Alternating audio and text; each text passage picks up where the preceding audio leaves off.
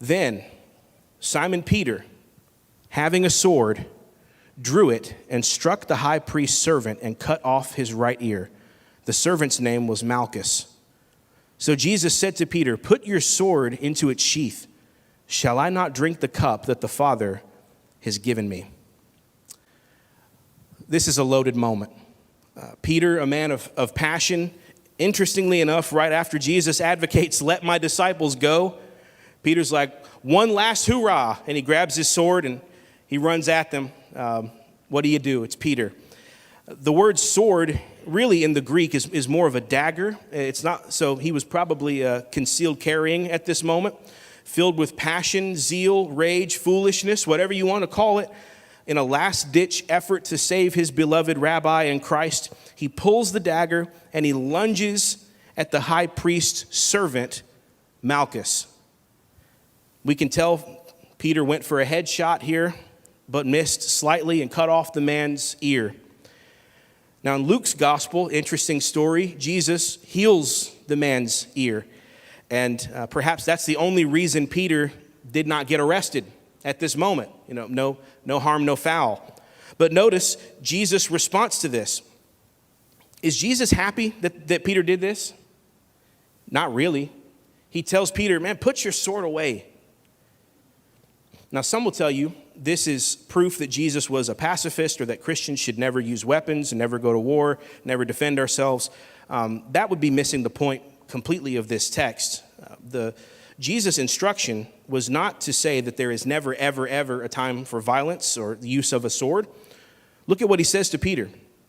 He says, "Shall I not drink the cup that the Father has given to me?"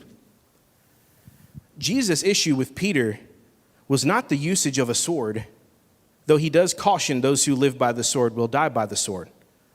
But the main point is to say, Peter, don't try to stop this. I have a cup to drink. The time is now. This is the Father's plan. This was the second time that Peter, in his misplaced love for Jesus, tried to stop the cross from happening.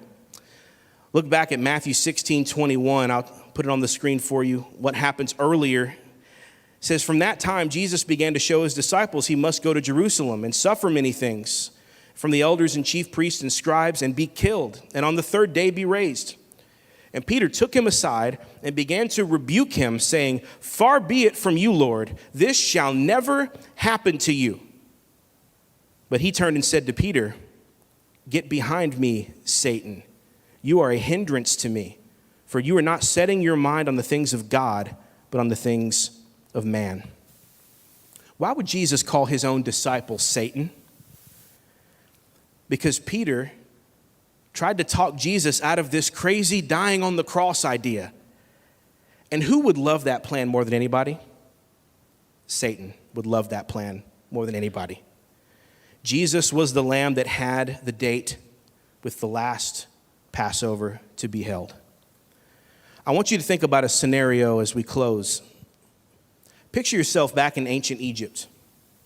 You're a Hebrew slave in Egypt during the days of Moses, and you live with your family in the small little house and encampment where the Hebrew slaves lived, and things have been really wild lately. 9 plagues have passed through, but word gets out from Moses and Aaron that this last plague is going to be the big one.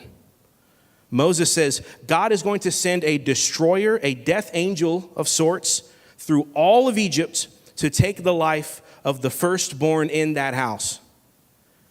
However, he says there's no need for fear, no need for panic. There is a simple way to be saved from this destroyer. And Moses describes what to do. There's a specific meal to be eaten. Lamb is on the menu. You have to eat it at night. You have to prepare it a certain way. You have to wear certain things. But the key command, the key that holds this entire thing together is right before nightfall comes, you apply that blood to the doorpost of your house. Moses says, anybody who applies the blood of the lamb to the doorpost of their house, the death angel will pass over you. He will pass by. He will not bring judgment upon your house, because the lamb died, the blood was applied, and you will live and you will be saved. Nobody will perish if you do this. Now, I want you to picture you're in the house. It's time to slaughter the lamb that you've procured. The knife is in your hand, and you know what you have to do. You know the stakes.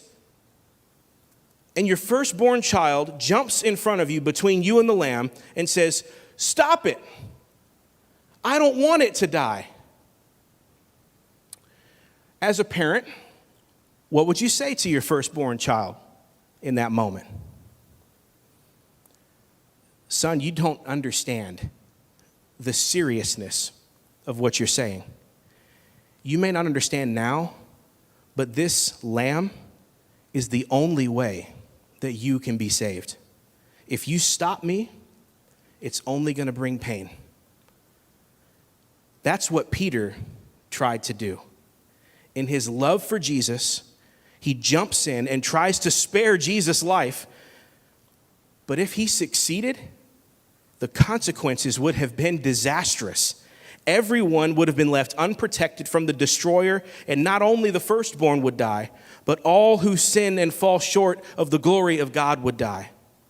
In John's gospel, Jesus is the self-aware Passover lamb. He knows his task is to be slaughtered so that you can be saved. He wanted his blood to be applied to the doorpost so that you can be spared judgment from your sin on the last day. And just as with Moses and the Passover lamb, there was only one way to do it: apply the lamb's blood to the doorpost. There was only one opportunity before nightfall. And friend, listen, you have an opportunity before night falls in your life and you close your eyes in death to apply the blood by faith to the doorpost of your heart. Peter's sword is a picture of human effort, man's desire to do things in his own way and in his own time. However, Jesus says, put the sword back. I have a cup to drink. I have a specific path that the Father has ordained that I walk in.